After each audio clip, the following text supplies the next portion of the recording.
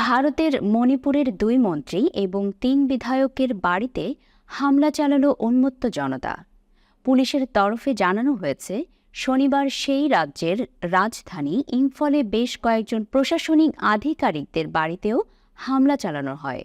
হামলা হয় মণিপুরের স্বাস্থ্য এবং পরিবার কল্যাণমন্ত্রী স্বাপম রঞ্জন, বিজেপি বিধায়ক তথা মুখ্যমন্ত্রী এন বীরেন সিংহের জামাতা আর কে ইমোর বাড়িতে।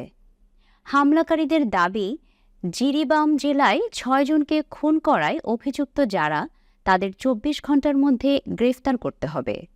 একের পর এক মন্ত্রী এবং বিধায়কের বাড়িতে হামলার পরেই ইম্ফল পশ্চিম, ইম্ফল পূর্ব, বিষ্ণুপুর, থৌবল, কাংপোকপি এবং চোরাচাঁদপুর জেলায় ইন্টারনেট পরিষেবা বন্ধ করে দেওয়া হয়েছে।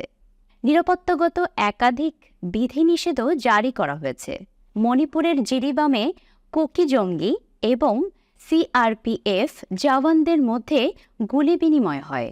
অভিযোগ, সেই সময় একদল কুকি জঙ্গি মেইতেই সম্প্রদায়ের ৩ মহিলা এবং ৩ শিশুকে অপহরণ করে। নিরাপত্তা বাহিনীর গুলিতে নিহত হন ১০ কুকি জঙ্গি। যদিও কুকি সম্প্রদায়ের দাবি, নিহত ১০ জন ছিলেন গ্রামের স্বেচ্ছাসেবী। ৫ দিন আগেই জিরিবাম জেলা থেকে একই পরিবারের ৩ মহিলা এবং ৩ শিশুকে অপহরণের অভিযোগ উঠেছিল সন্দেহভাজন কুকি জঙ্গিদের বিরুদ্ধে। ওই ৬ জন ছিলেন মেইতেই সম্প্রদায়ের। তাদের খোঁজ শুরু করে নিরাপত্তা বাহিনী। শুক্রবার রাতে ৩ জনের দেহ উদ্ধারের পর শনিবার উদ্ধার হল আরও ৩ জনের দেহ।